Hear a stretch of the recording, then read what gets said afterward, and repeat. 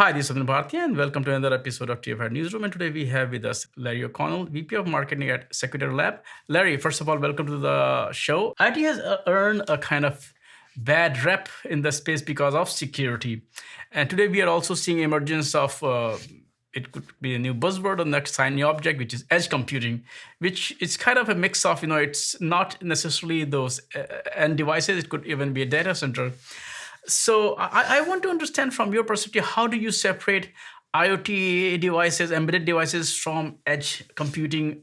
What is the difference, if there is any? The main difference between the two is that an IoT device historically has been protected by the network. Or simply by being completely isolated from the network. And today, IoT security just simply isn't optional anymore. Everything is on the network. Everything is moving to the cloud. Billions of devices available, lots of applications remotely, lots and lots of data. It just simply isn't an option to put a device out in the IoT that's not secure. Over times, we have I think 2 or 3 years ago, there was a massive DDoS attack, which brought a big chunk of internet down. I think it was Mirai botnet or something like that. Nowadays, especially in the post-COVID-19 world, a lot of workloads are moving online, cloud-based, which is also people are bringing devices at home. They are no longer in their corporate firewall. At the same time, in healthcare, the proliferation of IoT and cloud is kind of accelerated in this post-COVID-19 world, which also creates some unique challenges for IoT devices, because suddenly, since the kind of incentives are really large as compared to earlier, so there are more actors looking at this. So have you seen any kind of either trend or pattern where new kind of attacks are being, targeted at IoT devices? There are two major threats that are constant problems for devices at the edge. Smart devices, they're doing mission critical functions for a company. And that is first, threats against critical intellectual property. Many of these devices now have artificial intelligence or machine learning code at the edge that represents a large or potentially all of the value, a large piece or potentially all of the value of the device and the company's brand and value that just simply can't be compromised and can't be corrupted.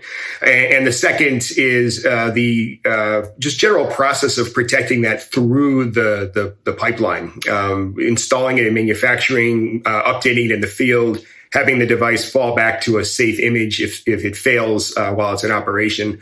All of these are areas where the device is vulnerable to attack, and these are the areas that just simply cannot be compromised anymore.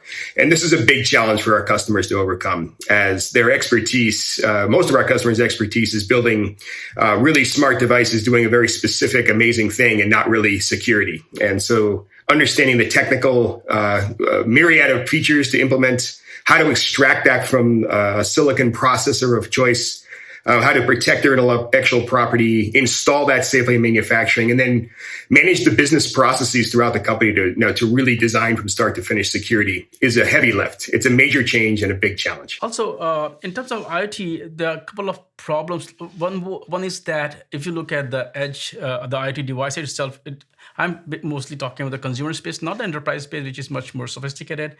It's mostly, hardware vendors. They just use one firmware, sell the device. They're done with that. They move to the next version of it. They don't patch. They don't update.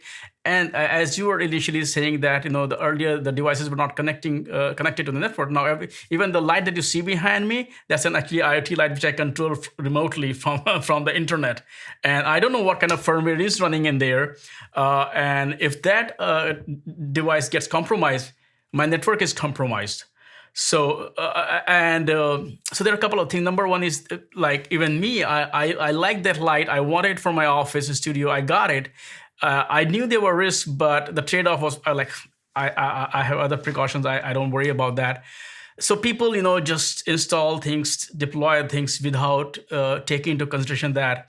So education awareness is one factor. Then, technologically, most of the devices, I don't have access to the password, the root password on those devices. Whatever default password, it can be compromised. A third is there is no legal. When I was buying my smart fridge, even Samsung and LG, they did not have any kind of commitment that for how long they will support the device, how long my fridge will get software updates. And legally, there is no such requirement. So there's awareness is there, technical challenges there, and legal framework is there. I think a few days ago in the UK, they are working on a plan to force IoT vendors to adhere to some policies if they want to sell their device into the country. So the question I'm asking you is that when you look at IoT device security, it's not just one thing. There are so many different things. There are really three pillars to secure design, to IoT device security. The first is secure design, and that's just simply enabling the features locally on the device to keep it from being compromised. And examples of that would be the concept of booting up the device for the first time, unpacking all of those software applications, making sure they are secure, they are the applications they were supposed to be, there's no corruption, and then finding a way to protect anything that is not supposed to be accessed by anyone else into a secure block of memory on the device. You can do that today with disparate elements, a multi-chip solution, or even a piece of hardware in front of the chip. But if there's not really a clean way to do it, the second is the anti-piracy piece, and this is the part that has every vendor really worried. And that is simply when we come up with our amazing algorithm that runs our smart vacuum or our smart lighting or industrial device. That algorithm simply cannot be compromised. It needs to be protected in the device where no one can access it who is not allowed to see it. And it needs to be installed securely. So anywhere in the world where that software is installed or upgraded, it's safe. And the third piece is the ongoing life of the device, where the device's firmware is updated remotely. If the device fails, it needs to fall back to a backup image. And if there are any threats that are obviously coming after that device, a tamper alert or something like that, the device now can see happening in its silicon. That data is really important for people to be able to catch remotely. And so as a result, as you pointed out, vendors of these devices, first of all, need to be able to tell their customers, whether they're industrial customers or medical device customers or consumers, that their devices are safe. And that pressure falls onto an architect to master all of these pillars and really understand the concept of start to finish secure device design, build, and maintenance. And then finally, that pressure falls to software engineers, hardware engineers, and operations people to carry it through. So it winds up being a multifaceted problem that is really not being solved by any one solution today. Tell us a bit about MSpark platform. What does it do? As you explained, the challenge with security is really complicated.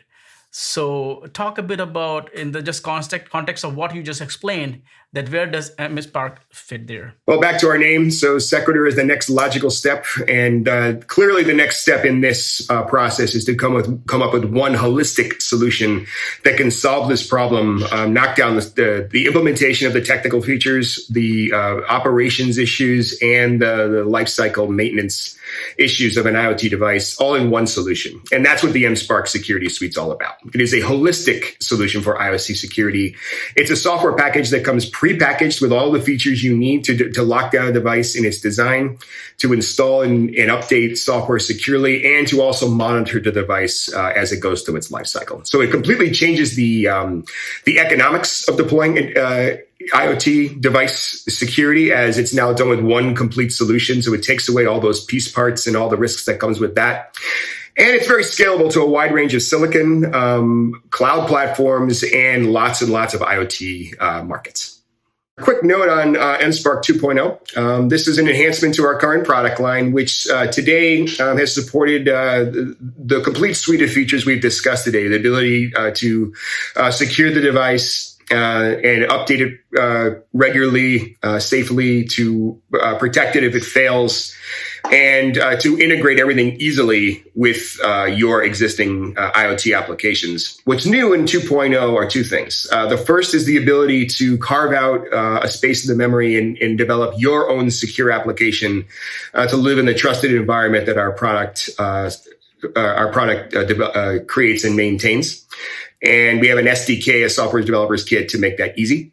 And second is an automated engine, an extension to the product that allows you to basically have a pre-configured system that will quickly and easily integrate with AWS or Azure. So the mystery of integrating a smart device with the cloud is essentially removed with the latest version of our software. So with those two enhancements, we're extending the support of the product to protecting AI and ML intellectual property at the edge. And second, to do really, really easy chip to cloud integration. With MSpark, does it like manage the whole stack, or because there are so many different components of IoT stack as well? Our product leverages a technology from ARM called TrustZone. And the ARM architecture, which is used by excellent microprocessor companies today that are prevalent in the IoT, from vendors like NXP, Microchip, NVIDIA, STMicro. The ARM architecture essentially partitions the chip into two areas: a rich operating system and a secure operating system. The rich operating system is what you're most familiar with, which can run a Linux OS, Linux supporting applications, for example, and your application.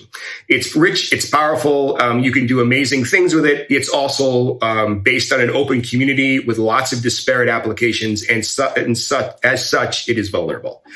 The secure operating system is a partitioned, safe operating system that runs applications for supporting security, cryptography, key and certificate management, secure storage, applications like that. It's also where you can store your critical application if you have AI or ML code that needs to be protected.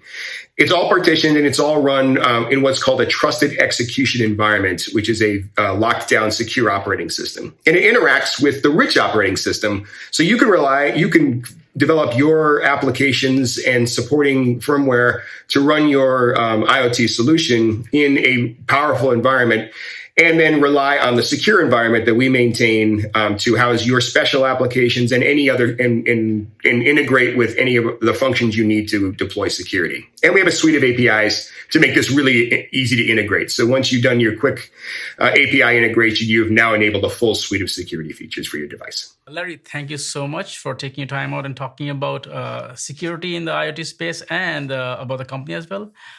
Security is becoming a really, really serious space these days, especially in the cloud native world. It's no longer an afterthought.